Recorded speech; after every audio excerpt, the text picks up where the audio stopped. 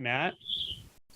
So, give us a little background on you. What kind of, where'd you grow up, and what line of work are you in? So, I'm born in England, raised in England, still in England. I'm 23 years old. I've never spoken about myself before, and I guess since primary school, wherever it is called in America. So this is all a bit weird to me, really strange. So I literally just moved to London. That's where I'm based now. Still trying to find a proper job, but I'm a filmmaker as a label, and I guess that's where I'm trying to head right now. But yeah, I've moved to London this summer, and yeah, just been on the path, I guess, if you say. I mean, since I was a kid, just when there was nothing else to do, that was all I was doing. But recently, obviously, as suffering catches up with you, it becomes more of a serious thing, and then back to non-seriousness. Right. but in that weird way. But yeah, this leads me to now, where I founded you. I think it's weird because most people, I look at these videos and they find you, so many people, through that YouTube interview with I can't even. What's the name of his channel? His name is Zubin Damania, but he goes by Z-Dog. Z-Dog is his moniker. Yeah. But I found you through a Facebook group, Awakening to Reality. Don't know, and you just kept coming up, and I was like, okay, I'm gonna cave in, and because I don't like clicking on all the videos because I just can't watch too many, and this one was the only one that's kept calling out to me. It was that interview, and I watched, I think, all four straight away, and they all just seeped into me. I don't think I really knew, because everything that you were saying, everything that you were talking about, was what was in my head, or not in my head, but what was. So there's so much spirituality to the point where I was like, okay, the most poignant and the best days were the ones where I wouldn't really dive into any books or anything. It was just sat there, and what you were talking about was finally that, with no answers, that you weren't giving me another answer, and just like Adi Ashanti and those kind. There's one today I found. I barely am online anymore with these kind of things. It's more just some basic your videos, to be honest. But I can't remember her name. It's Joan Tofflin or something. Joan. Yeah. Yeah, and one of this video, I sometimes just listen to it, and it was like yours, so direct. And she was talking about trying to find a boundary anywhere. And that was what my practice had been for some time. I just like the one of trying to find a boundary between anything. And she was speaking about that, and led into now try and find a self in this boundless whatever this is. And it was just like, it's just the penny just drops, and it's just like, that's what I can't remember what I was talking about. So yeah, I was on those videos with you, and I think, have you done 4 with him or 5? I think we did 5 or 6 maybe, but one of them was like a comedy video. Yeah, I remember that one. So I was like, finally, like improv comedy, you were goofing around. Yeah, I loved it. And I just, after those 6, I think I watched them all, and then obviously, because at that point I've been at the 3 years of, I'd say 3 years. So 2018 was probably when everyone else has probably a year in their mind where the shit hit the fan, and spirituality really, I don't even call it spirituality, whatever whatever this is, it started to investigate, because it was too uncomfortable, and it was just it just didn't seem like, to this point now, I know there's more integration of course, but those first few years, it was like the Eckhart Tolle, where it was presence. But I think you mentioned in one of your videos where his power of now, it all sounds very good, and it really hooks you in, because you know there's something more, and there was always something more. And as I was saying the other day to someone, I was like, I've always felt really guilty, and I'm sure so many people feel the same, because everything doesn't seem enough, and everyone else seems, or a lot of people seem content with that thing, and maybe because they haven't reached the end of it. I don't know, but I was dead ending everything. I was dead ending school. I just gave up school because I was like, yeah, I did it. It was not that I was the best at it. It's just because I found nothing in it whatsoever. And then I go down the route of just anything else, sports. I lost interest in sports, lost interest in relationships was like one of the last ones, because it's like I was putting everything into relationships, and then you get to the end of like a 4-year relationship, and it's like I haven't really stepped out of line, but there's just nothing in. There's still a piece missing. And then Eckhart Tolle, it's always the power of now, I feel, with people. And I picked that up and I read it, and it was like this was like dipping your toe in the water, but there wasn't, not that I like a how to, like, but it was presence, but it wasn't direct enough. Maybe it just ignited like an interest, like it probably does with a lot of people. And then I think it's Adyashanti that really like pierced something. And then Rob Berbea, this guy that talks about emptiness, I have this distinct day where everything fell away, because it was like it was a chair burning right in my mind that he told us to do. And he said, tell me when it goes to ashes, between the chair and the ashes, tell me when the chair becomes not a chair. And I was like, and the emptiness concept, or not a concept, just dropped. And I was like, I could start burning everything and start doing it on the self. And when you talked about, so I'm talking a lot here and I don't like talking a lot, but I'll just get it out anyway. You're doing good. When you were talking about how everything was no self, an emptiness of self, that then collided with this investigation of the emptiness of self, like the body and the body sensations. And I became so hooked on it. It was so obvious that it was right here, right now, that needed investigating. It was like this bodily sensation, this sense of self. Like right now I'm sat on a chair in a room, and it's right here that if anything was going to be investigated, if anything did need to change, not that it does, if any view needed to change, it'd be like this sense of me and other. And it was like, I could do it here, and I can do it now. If I go into body sensations, the boundlessness that we talked about with Joan, it's like everything was right here and now. And so it just, and bodily sensations especially was, because there's so much emotion work that had been done, and now it's just like, now there's raw sensations. Why is there still a subject-object gap? And then just subject-object, just witness of the witness for like a whole summer, for months, just witness of the witness. I don't know why, but it was very obvious that subject and object had to collapse. It couldn't be like the Eckhart Tolle. A lot of it seemed to me like witnessing, and there was still this like gap. And you and Adyashanti really closed the gap between experience and a sense of perceiver, if that makes sense.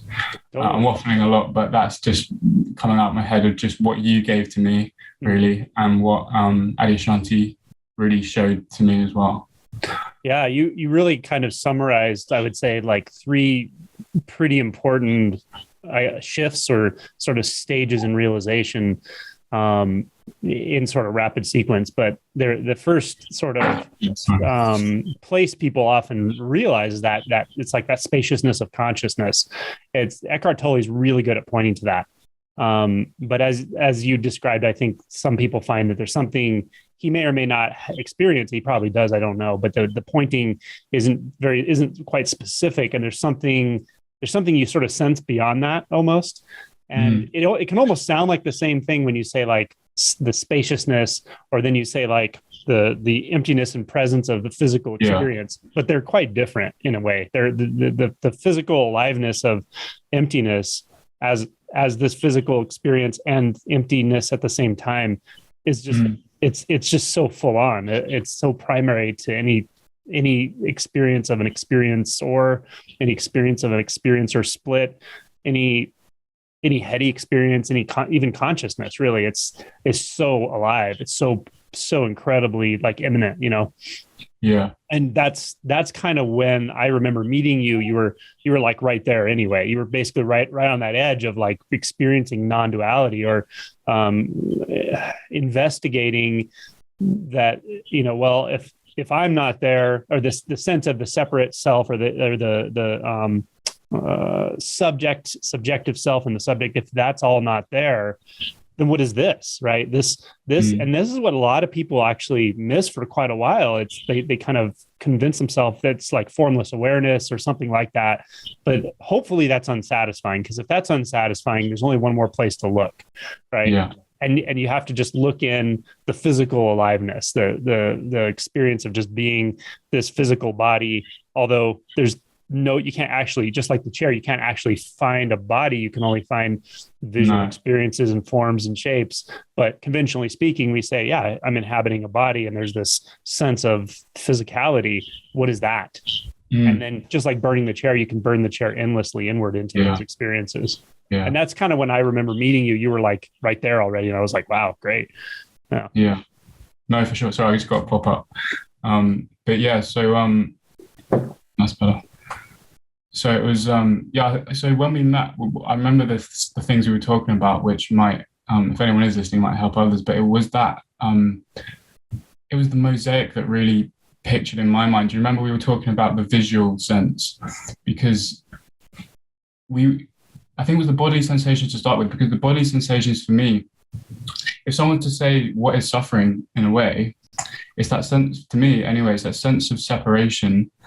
And it's always it seems like the suffering is in the body, or the feeling, or that, like right now, obviously I'm not in a bliss state. And if there was a sense of resistance, it would be the bodily sensations I would probably point to anyway, or that sense of like, there's a desk there, there's a phone there, and I'm here, and a locality in time, and it's a bodily thing. So I remember just throughout the summer, especially when it was a lot of the body work, I'd say, because the emotion work, I don't know if we talked about, was 2018, 2019. I remember I hadn't even really heard of the word non-duality. It was just, I knew I had a lot of, and as many people probably do, like fear, like depression for weeks, years, and just like, it was feeling, it was bodily fear, guilt, shame.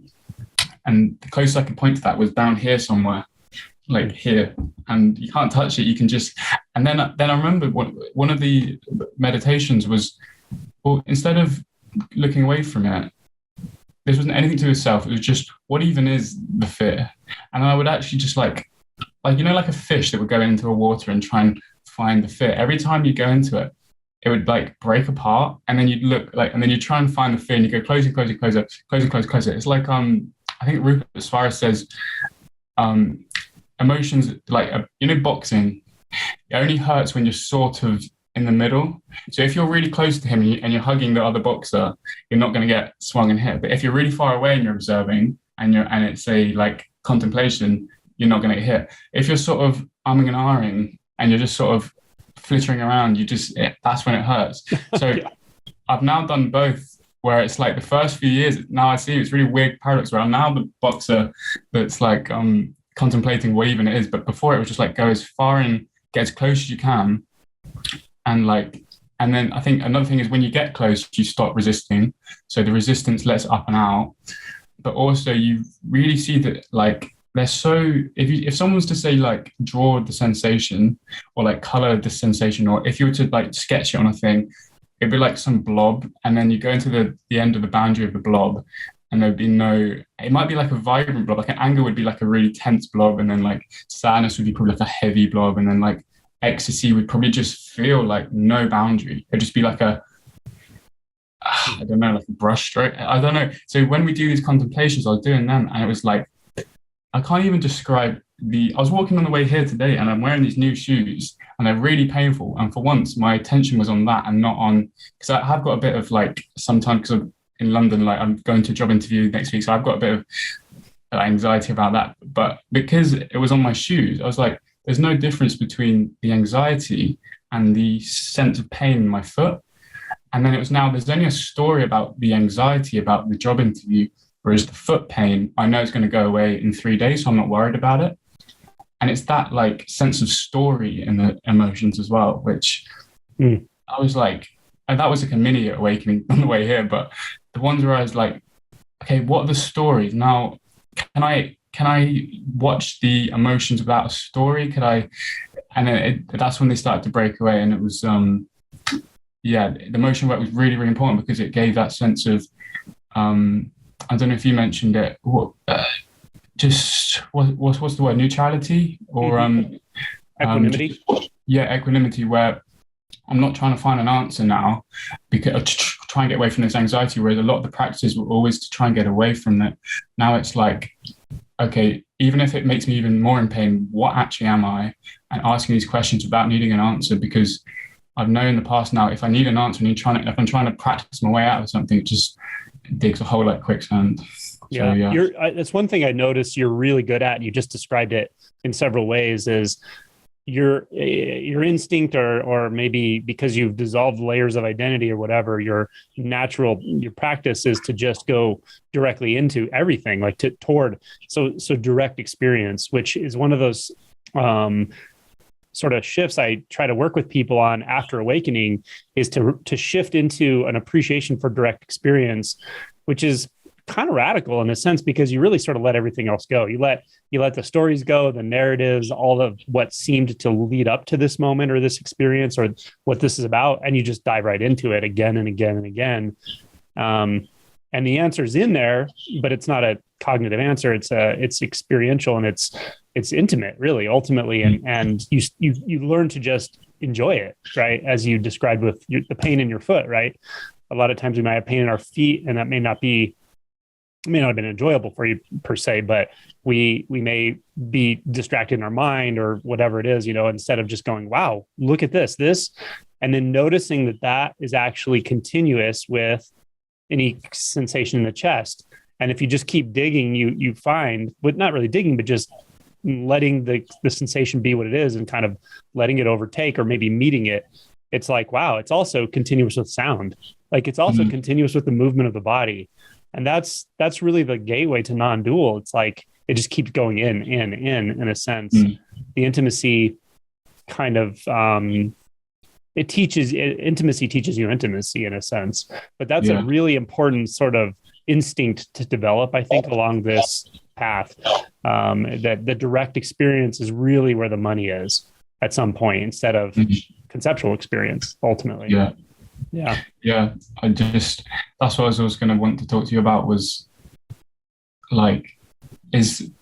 direct experience, because it's so simple, but that's why it's difficult, if that makes sense, especially for me, because I feel like I've done literally nothing. I feel like I haven't learned anything. I honestly don't feel, even when you asked me to come on here, I really was questioning, maybe you think because to be honest, it does seem really strange, because it is just direct experience, and I can tell anyone on the street, and then they know what we're talking about right now, and you might as well speak to him. Do you know? But if I could just tell anyone, just go into sensations and try and find a self. Like, could you just leave? Like, could that just be the book? Like, could the book just be find a boundary to anything, in anything? But obviously, because the mind is so trapped in the stories, maybe the emotion work allows for that to then become so obvious that it is like everything is just all happiness or all peace really is about no self or inherent self, even though it appears and then it just becomes a verb, like the self goes and it becomes a process. And like, I just really feel, I really want to talk to you again. I don't have got time today for you. I've got as much time as you want, but no, we got time. Yeah.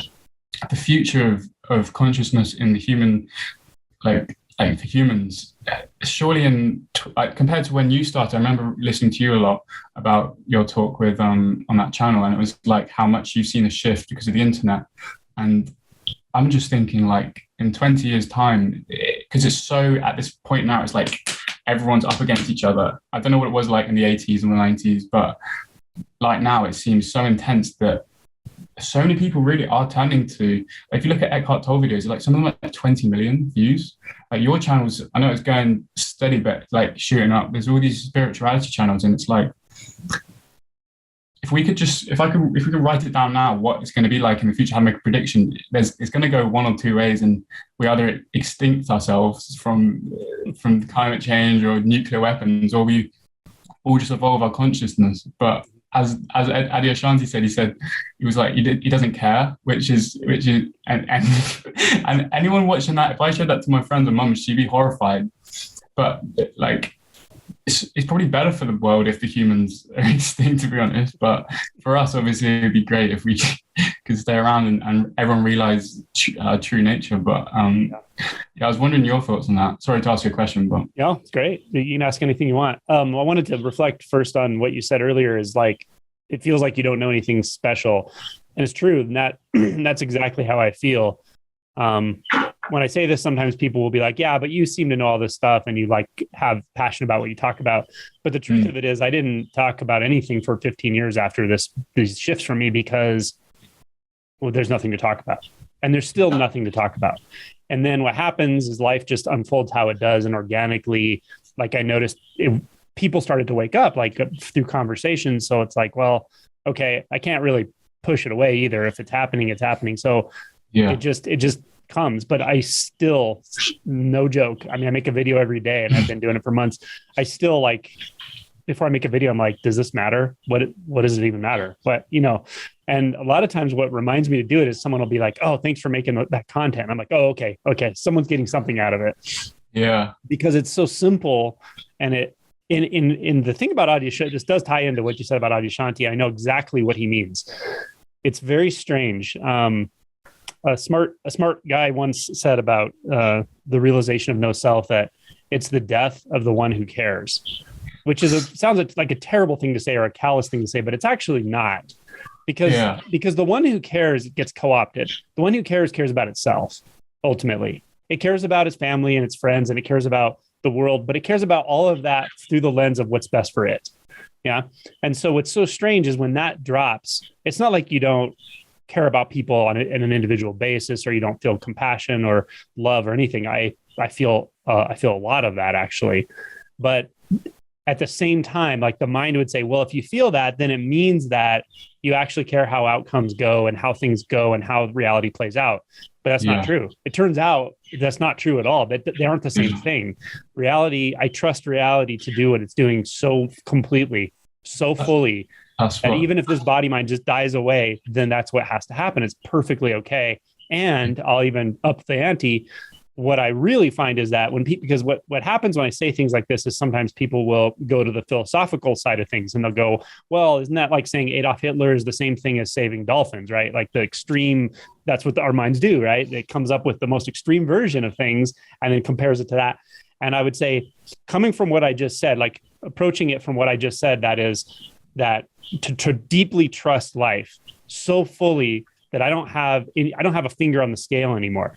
My job is to show up and basically love and be honest, be truthful. Yeah. But I don't have a buy-in that says it has to go this way or it has to go that way. And from that place of equanimity, that's where true peace is. And the opposite of that is control. The opposite of that is it has to go this way. It has to go that way, living in ideologies. And when you take that to the extreme, especially in people or groups of people with a lot of emotional repression, that's where you get violence. So that's really the root of violence. And Adyashanti has said this clearly that, he said, at some point I realized that taking sides, you think you're taking the side of right, like if you're conservative or liberal or whatever it is, whatever the real dichotomies are in polarities of people's belief systems. He said, what I finally realized, and I had to feel into this, and it took a long time, that if you really push on one side, you're actually pushing on the other side too. You're keeping the polarity going. You're sort of keeping the raw material for emotional violence and even physical violence going by keeping the polarity going in human consciousness. And that is something you really attune to, that you learn. And it doesn't mean I never do it, but like I learn an appreciation for having a neutrality in human consciousness and not pushing those scales up and down and getting things swinging that, you know what I mean? So those ripples go outward. So that's really the answer, that there is that equanimity, neutrality, and being okay. There's, you could say it in a negative way of like, I don't care what happens, but you could also say it in a positive way of that I trust anything that happens. And those are actually the same thing. And from that place, I think, is where violence can truly end. Really from seeing through the illusion of separate self is where violence can truly end ultimately. And I've seen it firsthand in myself and other people. So just you saying there was sparking something that you've mentioned before, and that I've seen. It's like, the acceptance that Eckhart Tolle talks about, and people take it sometimes the wrong way, where they stay as a separate self. What were you talking about then? It was like the stories and the taking aside. It's like, it's not that, and then not caring. It's not that, because everyone in the world, we don't want to care. We don't want to care about the relationships, and we want to care, but we don't want to suffer and care. But the trick, if you like, or the tip is not that we learn to not care about everything. We learn to accept everything as if it's like a verb. We do it. It's just changed the identity and the stories, and we realize that there is nothing to accept, because these stories are empty in themselves. The left or right way, the being this side, they're empty. Who you even think you are is empty. So before you even say I'm left political or I'm against this, like, they don't even make sense. Where does the left end? Where does maybe like there's emptiness in like all objects. Like if I was to say like I'm pro cup, well, where does the cup, like I could drink water off my phone. And I could probably make a call on this if I put a microchip in it. But it's like, or you could go down the route of, if you want, before you're ready to let go of the self and see the emptiness in all objects, is to, probably choose the one which is, probably the cup is better to drink out of, or like maybe the left, or whatever, it's probably more peaceful in that moment. But like, I think there's a stage way beyond all that where it's like, it's difficult because you do want to, in this moment, just bring as much love to that decision. But then even that is not even you deciding, because right now, I'm going to be honest, right now, it feels like the whole universe come together this, because if I was to go back and try and work out when I made a decision, it was always based on thought, which was coming up before I could even decide what I was doing. Or to come on the call with you today, it came from your consciousness coming up, and like, so there's no decision, there's no choice, there's no independent cells. It's just constant, no meaning between anything either.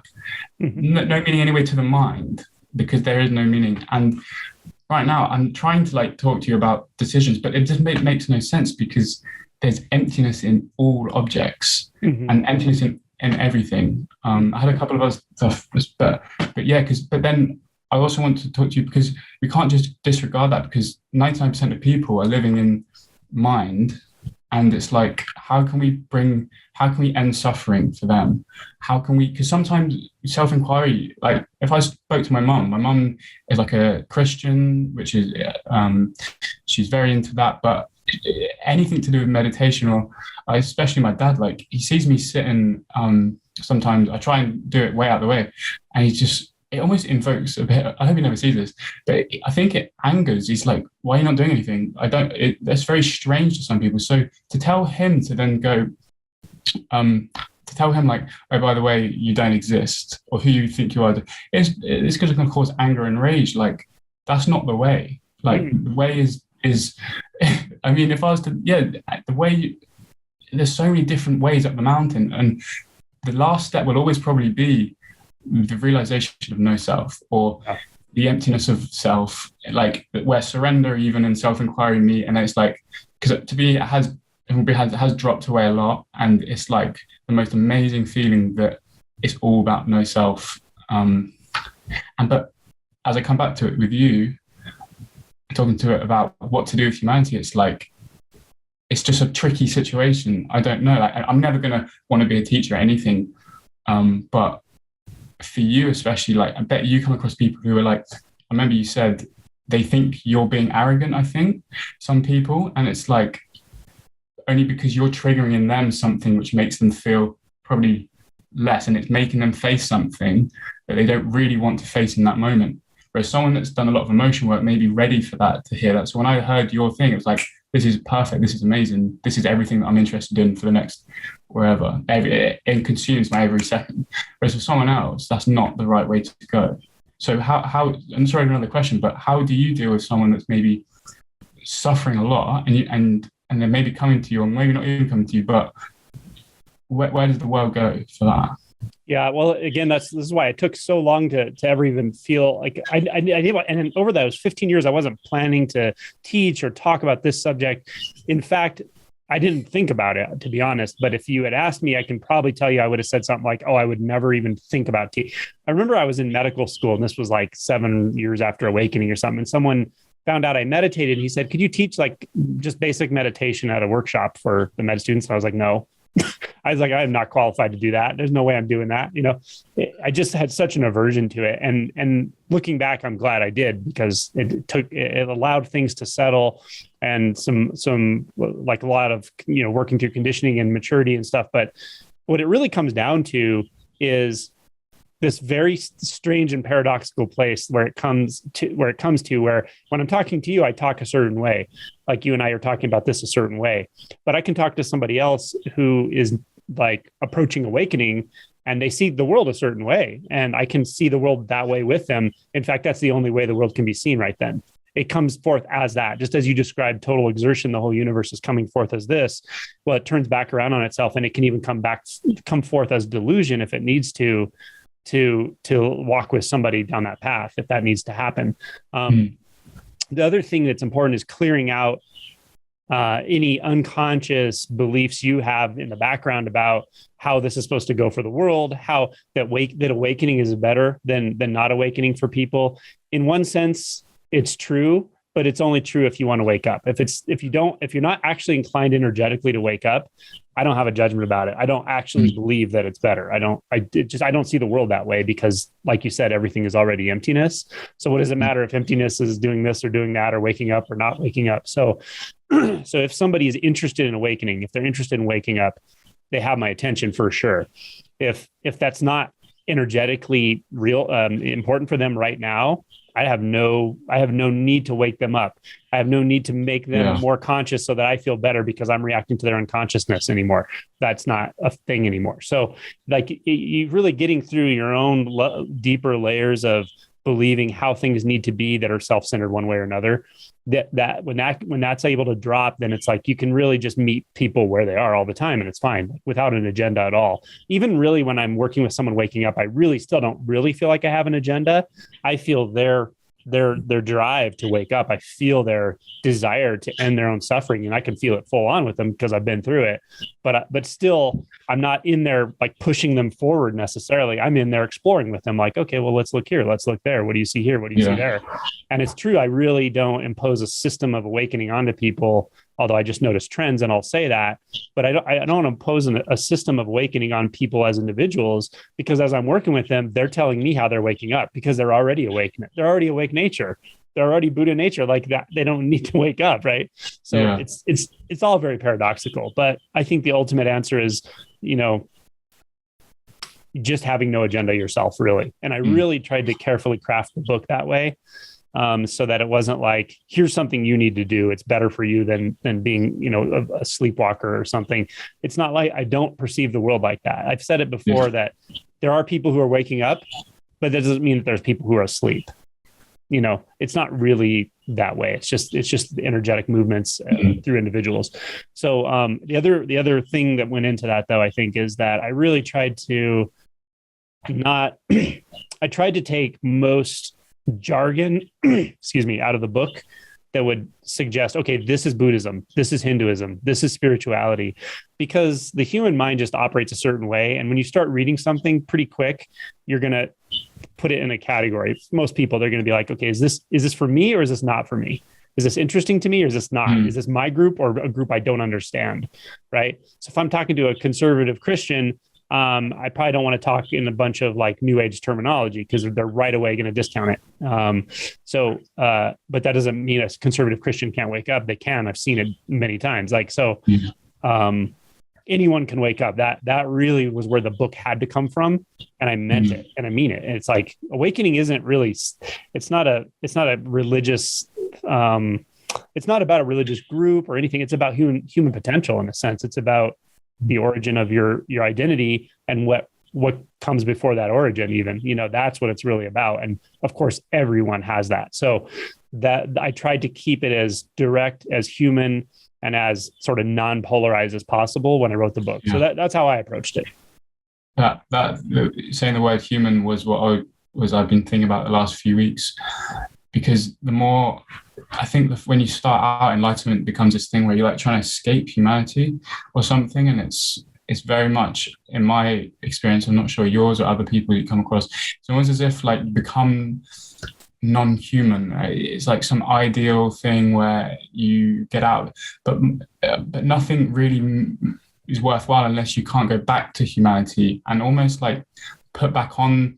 I remember what it feels like. And Adyashanti said it so clear. It's like, right, I've taken off the act, but now I can easily put it back on when needed and either help people or, because to be honest, I remember Rob Berbere, I listened to a lot of his talks. They're really like, they're not very easy to find, but I found them on the internet, and he talks so clearly about the humanity aspect of it, because everyone wants to go sit in a cave and go off and not socialize. But everyone, like a lot of people forget the humanity side of it, where to come back, to put back on the cloak, to be able to integrate it, embody it, to be fully, can I go out into the world right now? So I live in London. I'm walking through Paddington Station just then, and it was like, this is intense.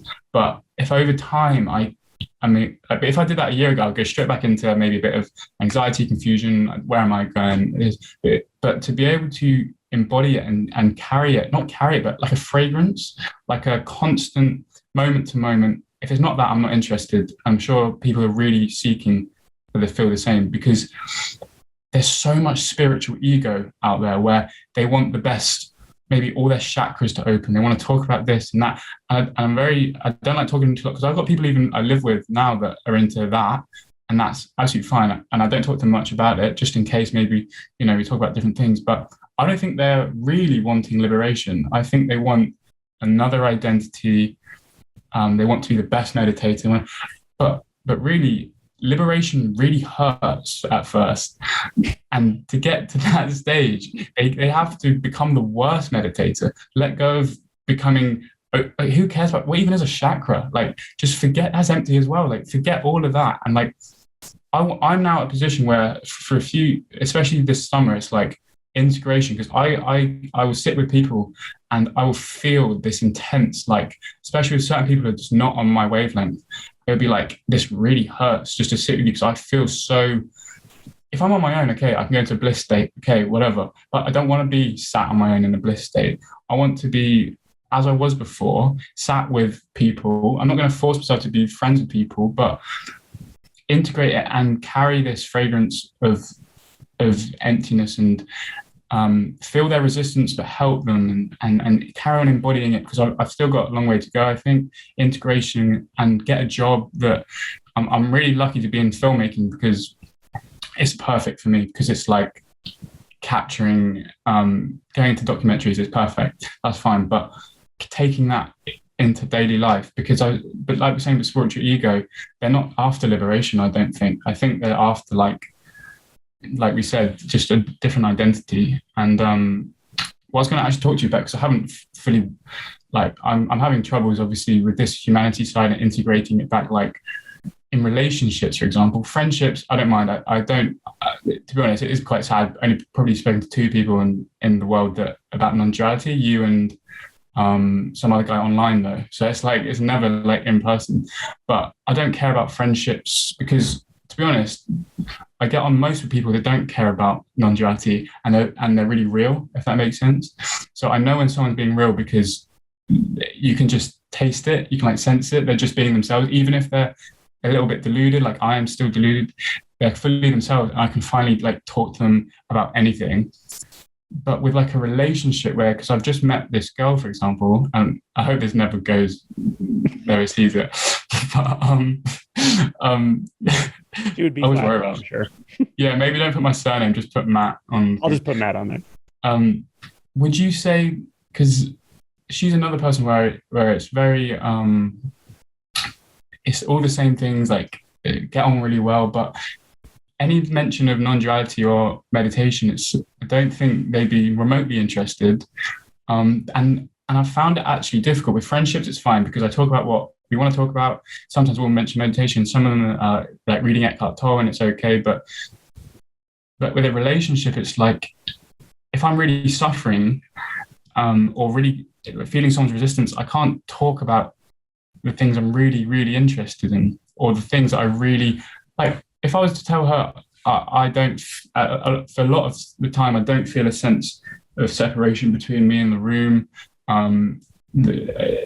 Everything's a label that's created in the mind. Everything's fabrication. Well, you're only just perceiving your own perception. She'd be like, what?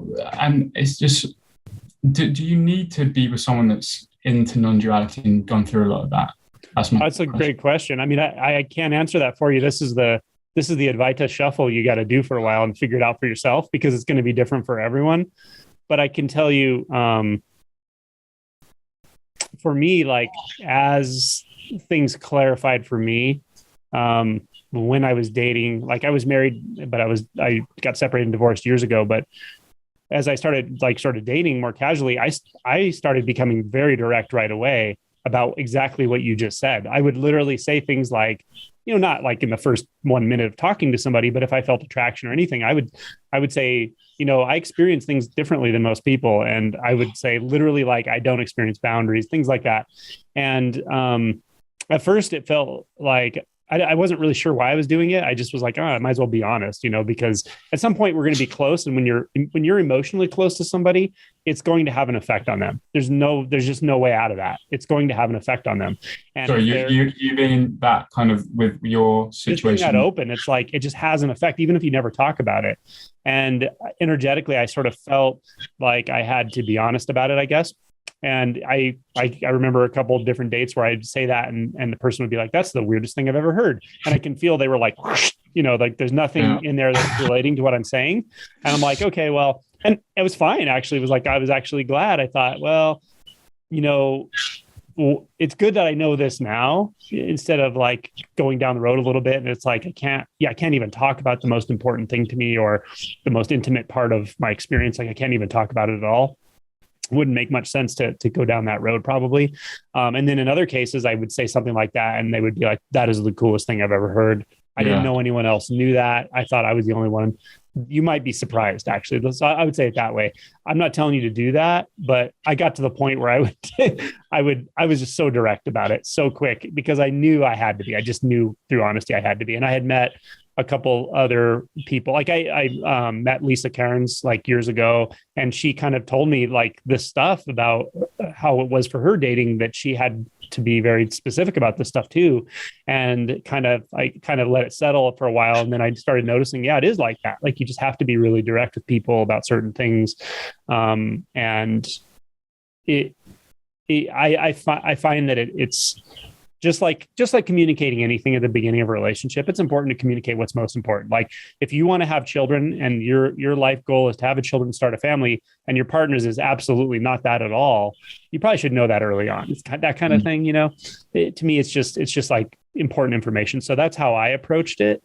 I'll be curious how it goes for you later on when you tell me. Yeah. I just had the same probably worry that happened what you said on a date, where they're like, but at the same time, it's not so much a worry, because it's more of a filter. If they are going to go, that's perfect for me, because then I know that this may not work. But at the same time, it's that same feeling of whether you know about non-duality or not, to me, is an indicator of how much you want liberation. Because the most people that seem to be that inclined usually are like, sometimes don't care about those words and stuff, because they know this meditation chakra stuff. So this person that I'm seeing now, although they never meditated, they're very inclined. Usually I find if someone's inclined towards art or music or like just contemplating anything. I mean, okay, at the moment they're not contemplating the sense of self, but they're contemplating, she's into like modern art and stuff like this. And it's like, for me to be with her is so much more close to what I feel would be appropriate for my outlook on life than to be with someone that's speaking this non-duality jargon, but they're not actually inclined towards liberation, if that makes sense. So it's like, it's so easy for me to say, they're not into non-duality, goodbye.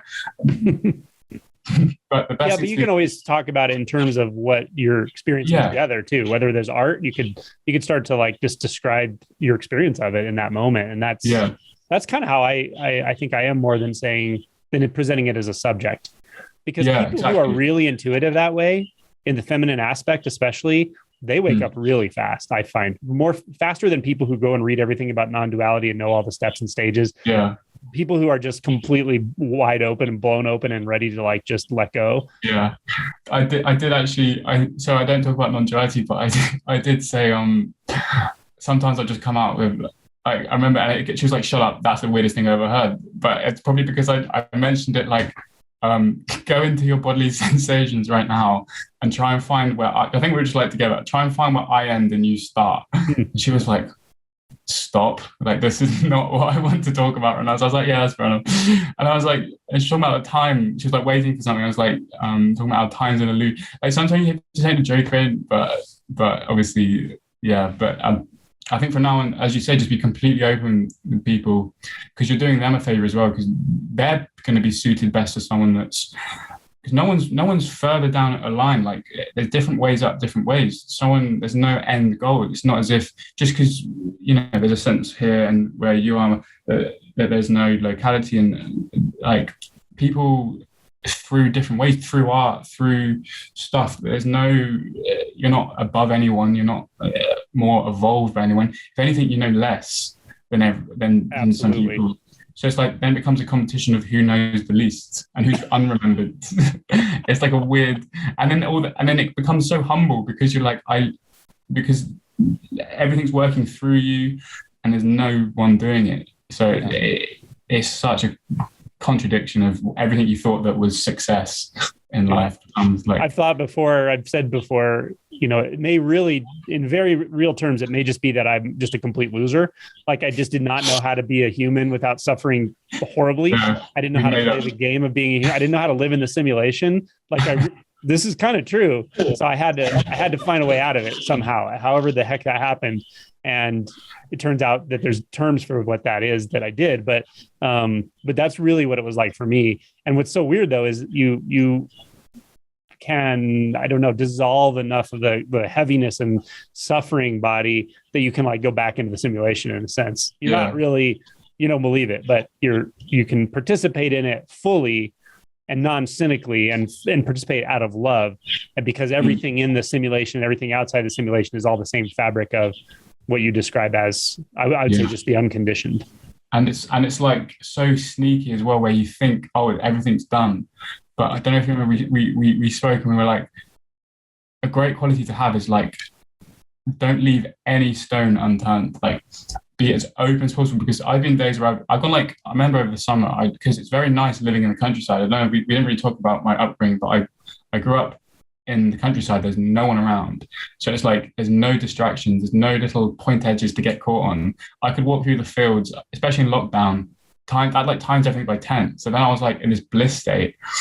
But only because I was surrounded by cows, and cows don't particularly gnaw away at your psychological well-being. Whereas I've now, if I was to tell anyone actually, if they want to practice that will invoke enough of these distractions and really test whether you're, I call it the enlightenment test. Move to your like nearest major city. I did it last month, without a job, without a girlfriend, with very little money, and try and spend the first 4 weeks and see how well you get on in your enlightenment. And I remember I finished the like summer. I was like, I have no sense of separation. Everything is perfect. And then I was in this city. I was sat in the tube, and I was like, I just, all of that dropped away. And the one thing I'd say is like, life will humble you until your like knees are bleeding. And I remember now, like it's now January. It's been 4 months since I moved to London, and it showed me like, it's like a torchlight. It's shown every corner. Like I've had to go get a job. I had to go around Oxford Street. I don't know if you know it's Oxford Street, but there's a street in London at Christmas as well, which is the worst. So it's like really testing. And I would hand my CV in, and it would bring up the most intense anxiety. Black Friday, I don't know if you have it. I think it came over from America actually. So I was working Black Friday, and just like being in the world or whatever, it is the most. I remember I actually screenshotted a thing you said. So someone posted on your event, on your page, and I felt so sorry for him, because he was obviously really, really done a lot of practice. I think he said, I give up. This non-duality thing is dangerous for me, I think. Do you remember that one? Mm-hmm. And he said, he'd given up. And you just said, put spirituality aside, the real practice or the work begins in a textured life. And it was like, that is so true. There's no, if you want to do anything, just go out into life. If your spirituality is saying to go sit on a cushion, and that's fine because there's loads of inner work to do, but eventually you can't do this without go towards what makes you scared. Not forcing it, but just if anything like that does, like have the confidence to just, be so open that any situation, because if you want a peace that's conditional, then it's not peace, it's not liberation. It's propped up against another story of a self in a world. Mm-hmm. If true liberation would be walking down, where do you live? Colorado? Is it Colorado? Colorado, yeah. Is it Denver the most busy? Like, I live near Denver. Yeah. Denver. So to be able to be in like a situation in like there where you don't lose that sense that you've got in solitude is just the real indicator of whether you've got unconditional peace. Like that's where the true liberation lies. So yeah, I loved your reply to him because it's in the world that we really test this, and so many people just seem to like. That's what Adi Ashanti I love about him, and all these other people. They're like, that's great. You've realized this, but you're still a complete, like dickhead to everyone that you meet. So it's like, I've met so many people, the most loving people in the world, like mums especially. I meet so many mums, and they're just like the most loving, caring. They take you in. They like, remember an ex-girlfriend, her mum was like the most like amazing human in the world, and she didn't care in the slightest about religion, anything, but she had this like aura of like love. And I'd rather be like, if I could give up all non-duality jargon, and I'd rather live like that than have an atta or an attar and be an absolute, not integrate it. Like, I totally agree with you. Yeah, it really changes your view of the world too. It's changed my view of the world so much. I bump into people. So the bodhisattva, term, for anyone listening, it's in Buddhism. It's a deeply realized being who's not quite a Buddha yet, but his only remaining attachment is attachment to human compassion and suffering and so forth. So they go out and act in the world to help liberate beings, right? That's the bodhisattva. But to me, bodhisattva is almost like an energy, like it's something I see like threaded throughout humanity, and it'll come up at the most interesting times. I'll bump into someone, and they're the last person you'd expect. They might look gritty. They certainly don't have a spiritual aura. And I can feel something around them. And the more I watch them interact with people, the more I'm like, that is a bodhisattva. That is someone who cares very, very deeply. And they're so unassuming that they would never say it. You'd never hear it coming out of their mouth. And yeah, a lot of mothers are that way as well. Yeah. There are some amazingly heart-based, incredibly compassionate people. Mm-hmm. And that's a side of realization you can't ignore. It has to be there at some point. And sometimes we do go into the cave for a while, but at some point, as Tozan's Ranks explains, like you have to come back, you have to come back and sit in the ashes. And there's no reason it should look any different than day-to-day human kindness either. Right. Like, a simple act of compassion, a simple act of understanding, a simple act of empathy for someone who's hurting right in front of your face. Like, that's, to not be able to do that or like transcend that is not really what transcendence means. That's one thing I was going to ask. Transcendence means transcending your own barriers to doing that. Right. Yeah. Because once you really see through the self construct, then there's absolutely no barriers to being human anymore. There's no barriers to the conventional anymore. It's perfectly lovely the way it is. And, as you were talking about walking around in busy environments and stuff, I actually really enjoy doing that now.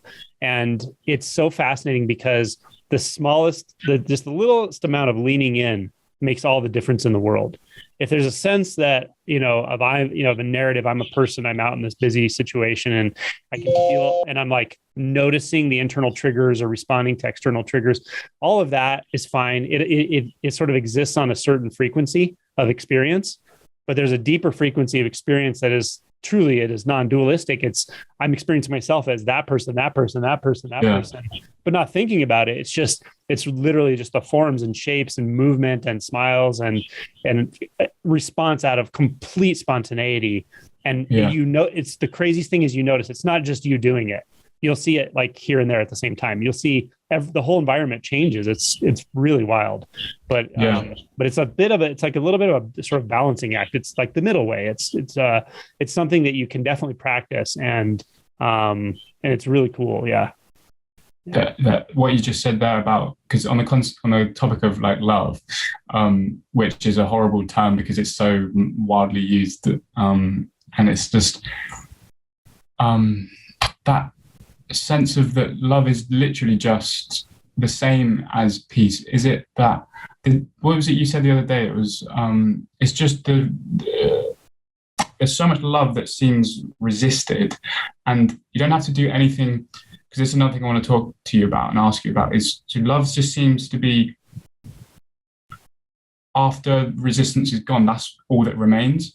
It's not something that's like, so if, for example, if these people that are loving, like this lady that you talked about, or whoever it was, and then for example, I went to a dry cleaners, I don't know what it's called in America, but I got my blazer, and the woman was like radiating, she didn't even say anything, she just smiled to me. It was like this old lady, like 50, 60 years old. In London especially, no one looks at each other in London, no one smiles, no one, nothing, it's just complete down. If you smile at someone, you're basically a weirdo. So it's like, for her to smile, it was like, she was radiating this. And I was thinking, like, what is it about her? Because she hasn't said anything, she hasn't done anything. She works in a dry cleaners. So she's just this like normal lady. And it's just like as if she didn't have any resistance. That's what it was. It wasn't that she was like, because I've seen people, they try to love. And it's like, when someone's like, hi, and it's so fake, because they're practicing Buddhist love maybe or something, and it's like practicing empathy. But the best way that she taught me to show love is to reduce resistance. Like, it's through the reducing of resistance. So if I'm in a social situation, I used to have terrible social anxiety, and at times it's still, it's a bit tense because I don't feel the same as anyone else. And sometimes there's still a lot of integration to go. I'm nowhere near. And so now it's like, just release resistance. If in doubt, release resistance, maybe is a good motto. And that's what love to me now means, is something that's not generated by anything. It's like under, and it just comes up and out spontaneously when you let it.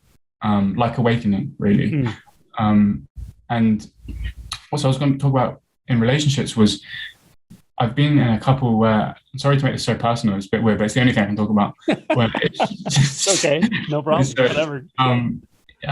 They're never going to watch it because they don't care about it. And if they did, then they should be with me.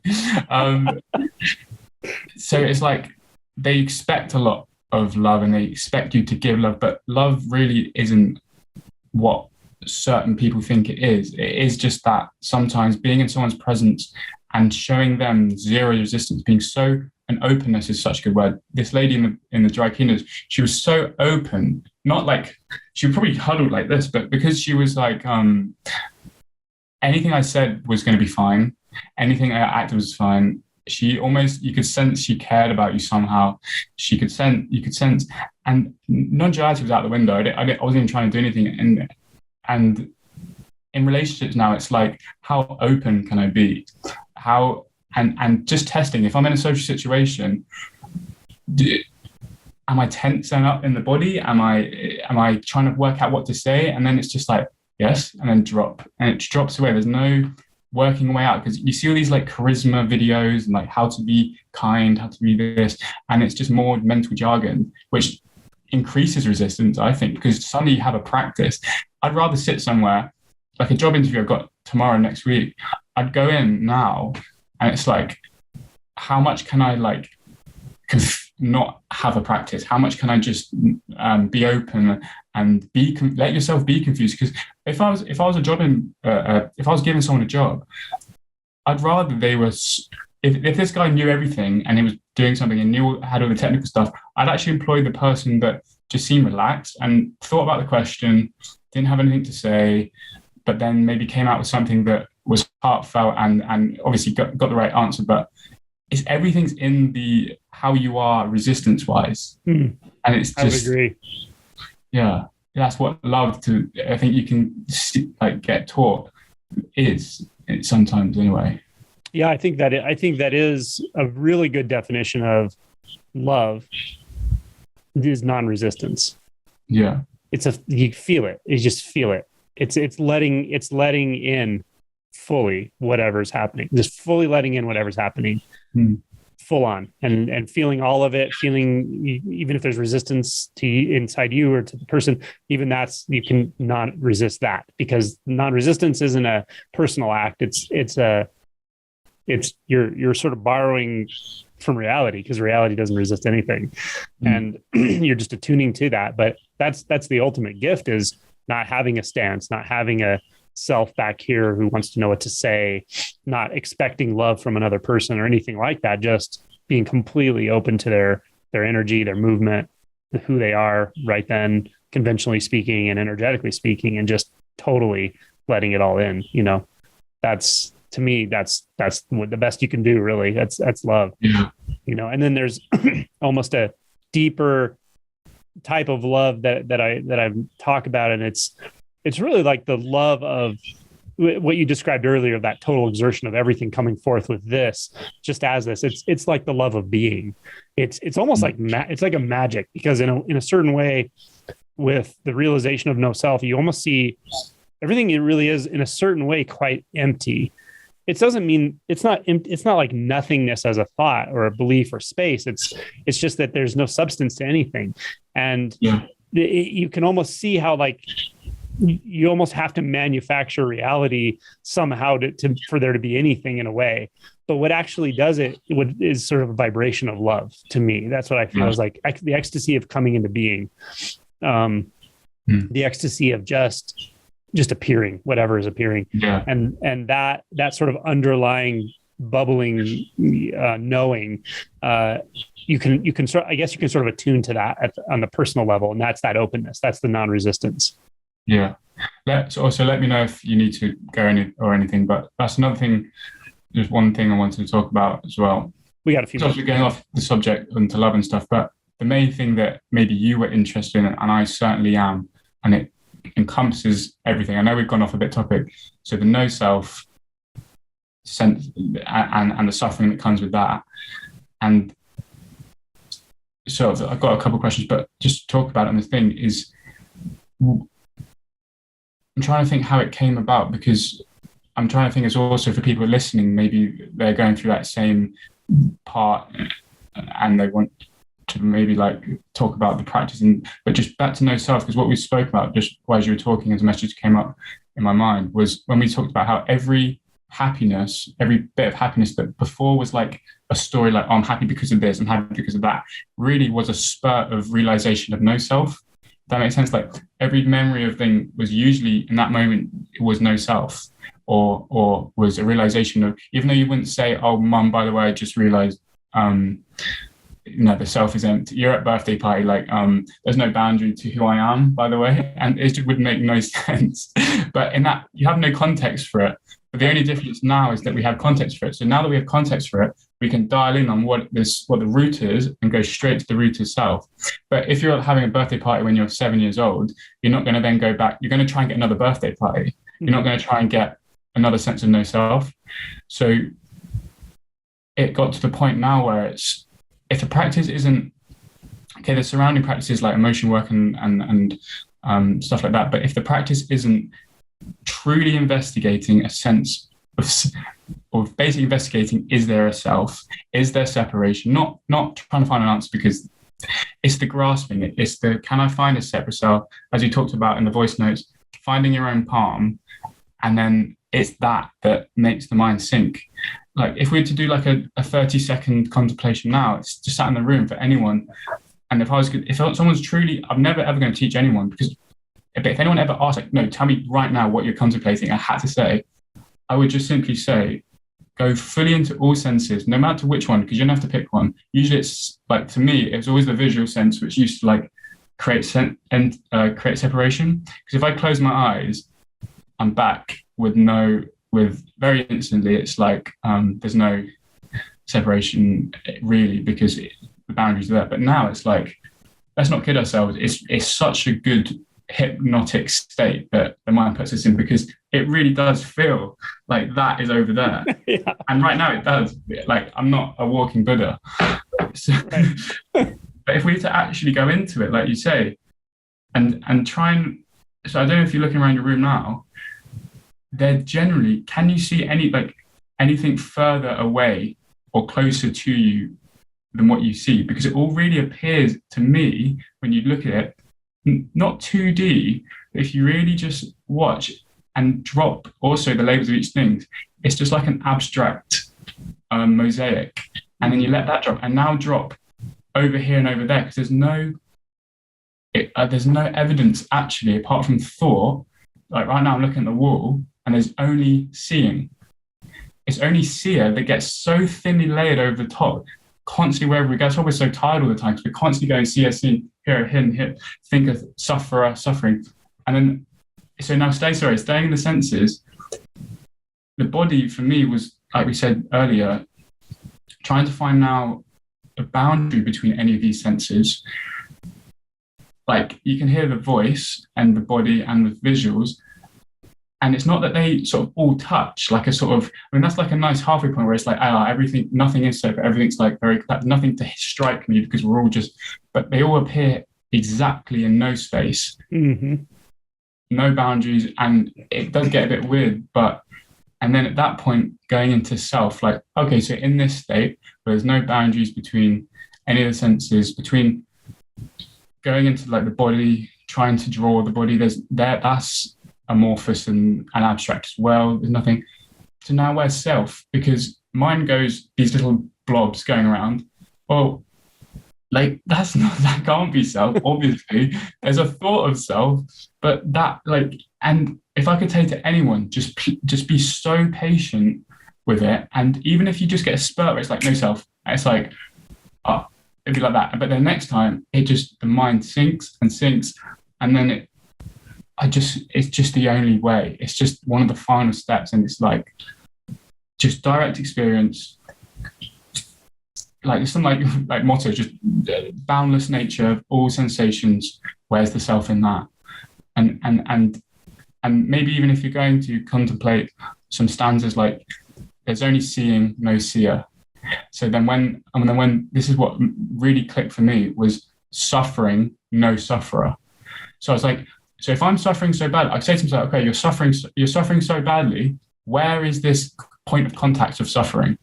And there was no this. There was only this suffering verb. Yeah. And I was never getting strict. So I was always trying to find the location where was this whole body suffering? Because if it's a headache, for example, or something, and you just can't find that thing, and I'm getting very like. No, dude, you're doing great. That is really good pointing. I'm gonna cut that chunk out as another video too. That was really good. Okay, but it's very good. That's how this goes. Like, you don't know what you're talking about, but as you talk, it's very clear. I hope no one ever that I know sees this video because they're gonna think I'm a freak. But yeah, just that. Welcome to my world. Just put my first name, no surname. But yeah. So that's actually a really good pointing. If someone just literally follows those steps, that's exactly how it feels to lead yourself back to yourself, back to no self. But it's just like that. And even energetically, as you're doing this, I'm like feeling that's exactly how it goes. That's how the sort of deconstruction goes. The other thing I wanted to mention at the beginning of what you said, or wanted to reflect, and I forget. Was it a visual? No, I think it was before that, but it's all right. I forgot. It doesn't matter. So yeah, that was a really good pointing. And I'd ask, what else would you say? Because to me now, there's not much. For me, that's the most interesting thing, and probably for a lot of people, I hope listening now as well. If all suffering has become obvious that it's just the false sense of separation, going out into the world, would you say, for example, it's very, very fine for me to do this in my room, like right now. I'm actually in a hotel room now, so it's a little bit weird, but it's very easy because I'm in solitude for this mind to sync. But when you're out, if I'm working, for example, or if I'm in a job interview with something tomorrow, or someone at home is like about to do something really scary, or they're about to go, I can't just constantly contemplate a thing. Or do you just let that until the ice drops completely, and then I think first of all, your clarity of your non-dual clarity, like your experience of non-dual, is very clear the way you're describing it. And that kind of it's just subtle stuff, and it can be even enjoyable, but you just keep looking in that same way of like, the self. It's like, the self is just a paradigm. It's a thought that it comes and goes. It can almost feel like an impression. So you just keep looking for it, the same exact way, just like you look for boundaries. You just keep looking, and at some point it'll just kind of like a little staccato thing and just kind of bleep out, sort of. Often that happens. So that's one thing. When you're in public, or when you're in a more potentially triggering situation, you can actually go through those same steps. It can be actually that simple. It's just that the visual field that you're experiencing is more dynamic.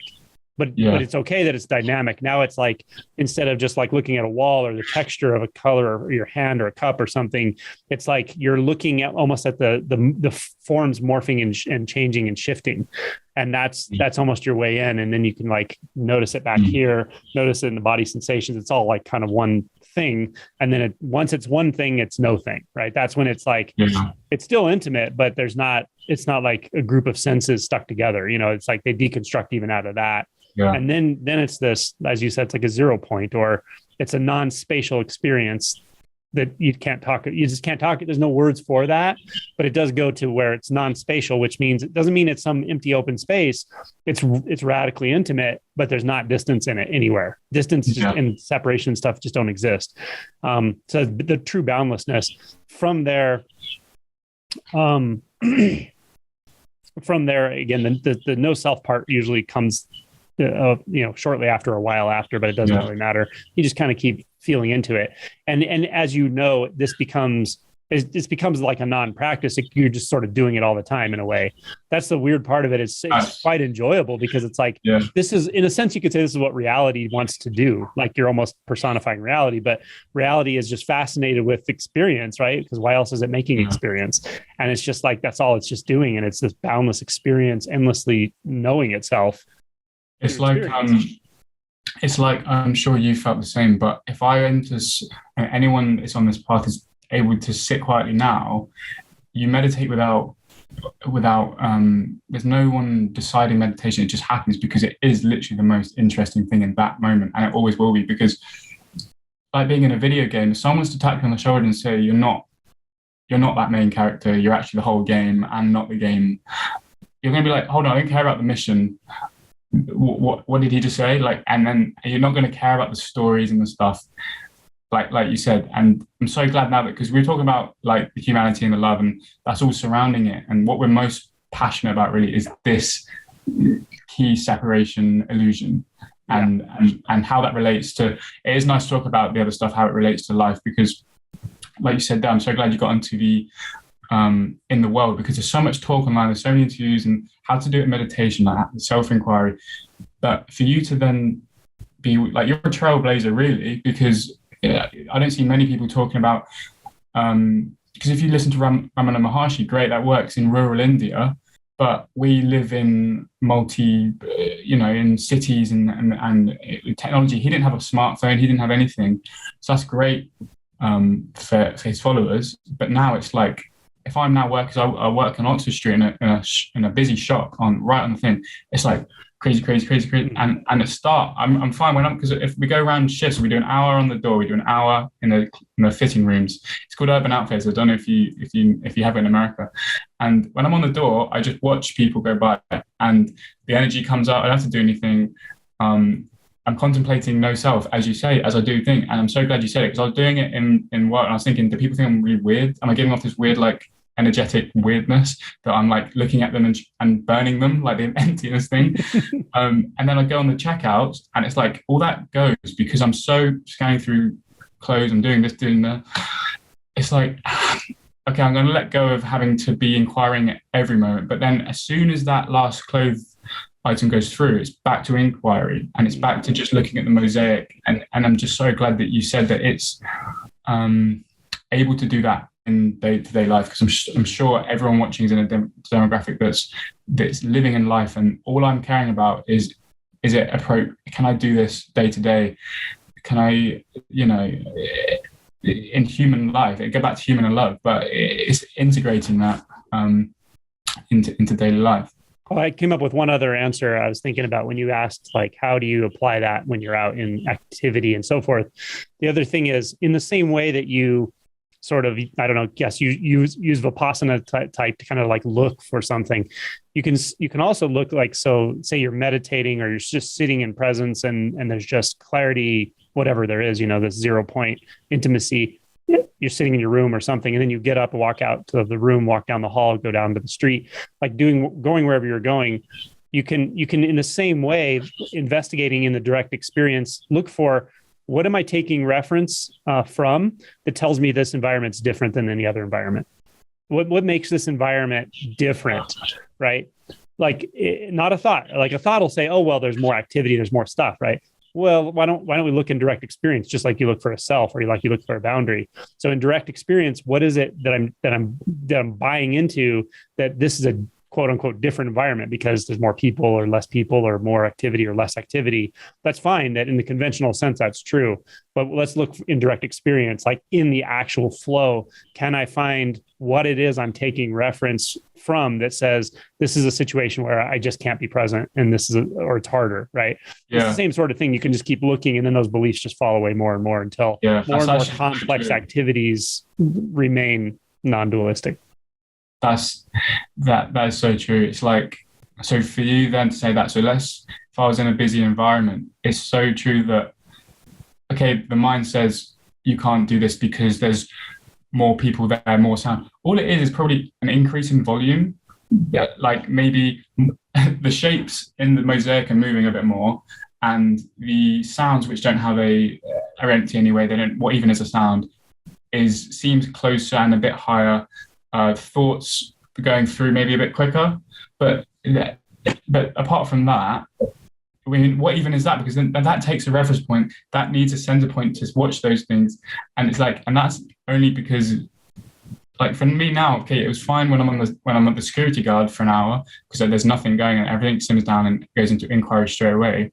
If, let's say, you're at an office job or you're a firefighter, and obviously when you're shooting a fire, don't inquire into the nature yourself. But if you're like just tapping away at a computer and it seems busy, there isn't actually much difference apart from the story that we're conditioned to believe, because someone probably told you when you're young or you're doing your work, concentrate, don't think. Because when you're young, all you're doing is contemplating, or that's what I was doing when I was young, was like looking to the stars or like daydreaming. And we're so conditioned. If we were just left to live on an island, if things were getting busier, we wouldn't actually really care. Like, it wouldn't change much, but because we're so conditioned to, like you say, just get stressed in this moment because we're told this storyline and this storyline. It's just unlearning that until you just see there's no reference point, there's no difference in any experience. No one's ever even moved. There is no movement unless there's a reference point. It just drops away, like you say. And every time I have a question, you answer it in a way there's no answer. It's more just the question's stupid. Or not stupid, the question doesn't make sense. That's the best way to answer my questions. And it's so true. I'm just so into practical stuff you can try in the Western world, really. And maybe that's what I want to do. That I don't even remember, we were going to do a documentary one day. Oh, we should, for sure.